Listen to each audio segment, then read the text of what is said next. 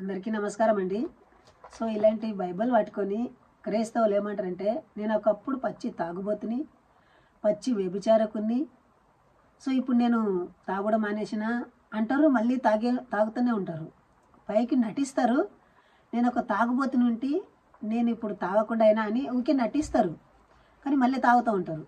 కానీ బైబిల్ మాత్రం ఎప్పుడు కూడా తాగుడిని నిషిద్ధమని చెప్పలేదు. యేసుక్రీస్తే తాగుతాడు. మత్తయి సువార్త 11:29 యేసుక్రీస్తే తాగుడు పట్టబడతాడు. చూడండి, బైబిల్లో 2 సమూయేలు గ్రంథము 11 ఒక చరిత్ర ఉంటుంది. ఆ చరిత్రలో దావీదు మహారాజు అని ఉంటాడు. ఈ దావీదు మహారాజు అని బైబిల్లో ఎంచబడతాడు. దేవుడి ఇతన్ని ఏమంటాడంటే, దావీదు నువ్వు బహుప్రియుడవు అని అంటాడు. అంటే దేవునికి సన్నిహితునిగా ఉండే వ్యక్తి ఈతని తాగుడకు బానిసేయడు. సో దేవుడు కూడా ఎక్కడ కూడా నీవు ఎందుకు తాగుతుండవు అంటే అనలేదు.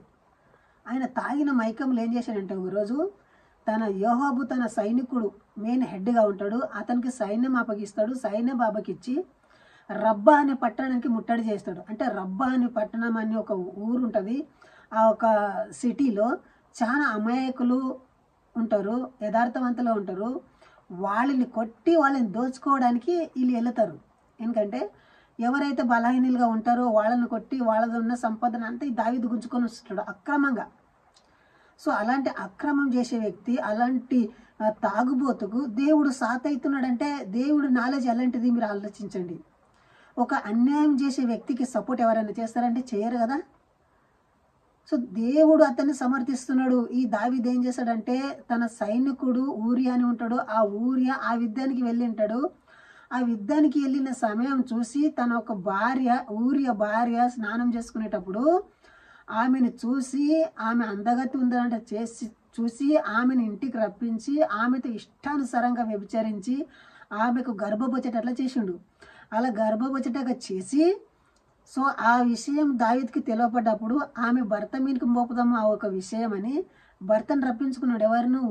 ఊరినే రప్పించి ఊరియాకి ఏమంటాడంటే, అరే నీవు ఇంటికి వెళ్ళరా, నీ భార్యతో సుఖించు అని అంటాడు. అప్పుడు ఆ ఊరియా ఏమంటాడంటే ఆమె భర్త, సో నీ సైనికులు నీ దళం అంతా అక్కడ యుద్ధం చేస్తున్నారు, నేను నా భార్యతోటి పోయి సుఖపడుదునా, నా భార్యతోటి ఉందునా అంటున్నాని, నేను ఎంత మాత్రం పోను అంటున్నాని అతనికి అంటాడు. కానీ దావీదు సేవకుడైన ఆ ఊరియకు దావీదు ఇంత మోసగాడు ఉండడు, దావీదు నన్ను ఇలాంటి భయంకరమైన స్థితిలోకి దొబ్బుతాడు అంటే ఎక్స్పెక్ట్ కూడా చేసలేడు, ఊహించి కూడా లేడు. సో అతను ఏం చేశాడంటే, రాజా నేను చచ్చనైనా చస్తా కానీ నా ఇంటికి వెళ్ళనని అంటున్నాడు. అంటే దావీదు మీద అంతగానో నమ్మకం ఉంచుతాడు ఆ ఒక ఊరియా. కానీ ఈ దావీదు ఏం చేస్తాడంటే, అతని హృదయంలో కపటం కలిగింటది. అతన్ని చివరికి ఏం చేస్తాడంటే, వీడు ఇట్లయితే మాట్లాడని ఫుల్గా తాపిస్తాడు. తాపించి ఇప్పుడైనా భార్య దగ్గరికి వెళ్తాడేమంటున్నాని మందలిస్తాడు. వెళ్ళరా అంటే వాడు వెళ్ళాడు. సో ఆ తర్వాత ఏం చేస్తాడంటే, మల్సరి తెల్లారే రోజు అతన్ని చిట్టి రాసిస్తాడు అతని చేతిలోనే. ఈ వ్యక్తిని ఎవరికైతే చిట్టి రాసి నేను ఇస్తున్నానో ఆ వ్యక్తిని నువ్వు అక్కని యుద్ధంలో చచ్చిపోయేటట్లు చూడంటున్నాను అంటాడు. చూడండి, సొంత ఒక సేవకుడే తన ఒక దళంలో యుద్ధం చేసే వ్యక్తి, దావీదు పైన మంచి నమ్మకం ఉన్న వ్యక్తినే దావీదు సొంతంగా చంపిస్తాడు తాగిన మైకంలో. సో చూడండి, అంతేకాకుండా ఆమె యొక్క భార్యను తనకు సొంతం చేసుకుంటాడు. సో అన్ని జరిగినా కానీ దేవుడు దావీదుకు సపోర్ట్ చేస్తున్నాడు. సో దావీదు ఏం చేస్తాడంటే, దావీదు ఇలాంటి భయంకరమైన కార్యాలు చేసినప్పుడు, సో ఆమె గర్భం ధరిస్తుంది కదా, ఆమెకు ఒక కొడుకు పుడతాడు. ఆ కొడుకుకి ఏం చేస్తారు, సో ఆ కొడుకుని దేవుడు చంపేస్తాడు. సో చూడండి, చిన్న పసిపిల్లాడు ఏం చేసిండండి, ఇప్పుడు దావీదు పాపం చేశాడు, దావీదు అక్రమంగా ఆమెను రేపు చేశాడు, దావీదుకు పడలే శిక్ష. కానీ పిల్లగాడు పుట్టిన పిల్లగాన్ని యెహోవా మొత్తెను అని ఉంటుంది.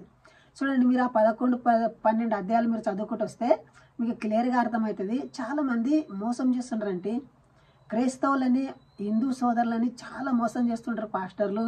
దయచేసి అలాంటి మారిన పడరాదు. సత్యం ఏంటో అసత్యం ఏంటో తెలుసుకునలే, న్యాయం ఏంటో అన్యాయం ఏంటో తెలుసుకునలే. ఎందుకంటే బైబిల్లో ఉన్న రియాలిటీ మాత్రం తెలుసుకునలే. 1 కొరింథీయులకు రాసిన పత్రిక 15:4 అక్కడ ఏమంటాడు, లేఖనముల ప్రకారం క్రీస్తు మన పాపముల నిమిత్తము వృత్తి పొందాను అని ఉంటుంది. కానీ వాస్తవానికి ఆ లేఖనం ఎక్కడ కూడా లేదు. సో దయచేసి ఎవరు కూడా హిందువులు క్రిస్టియన్లో కన్వర్ట్ అయ్యడము మంచిది కాదు, అది మంచి పద్ధతి కాదు. అదొక మోసానికి గురి చేస్తుంటుంది మన హిందువులను. ఈ వీడియో క్రైస్తవులకు విరోధం కాదండి. ఒకవేళ మీకు ఇది విరోధంగా అనుకుంటే మీరు స్కిప్ చేయొచ్చు. కానీ క్రైస్తవులు మాత్రం ఎవరు కూడా రియాక్ట్ కావద్దు. హిందువులైన ఎవరైనా ఉంటే సపోర్ట్ చేసి లైక్ చేయండి, అలాగే కామెంట్ కూడా చేయండి. సో మీ అందరి ఆదరణ కోసం నేను ఎదురు చూస్తూ ఉంటాను. చాలామంది అమాయకులు మన హిందువులు క్రిస్టియన్లో కన్వర్ట్ అయ్యి బాధపడుతున్నారు, వాళ్ళు ఎంతో ట్రాన్స్లో జీవిస్తున్నారు. కాబట్టి ఇలాంటి వీడియో చేస్తున్నాను. వీడియో కానీ మీకు నచ్చితే లైక్ చేసి సబ్స్క్రైబ్ చేయడం మర్చిపోకండి.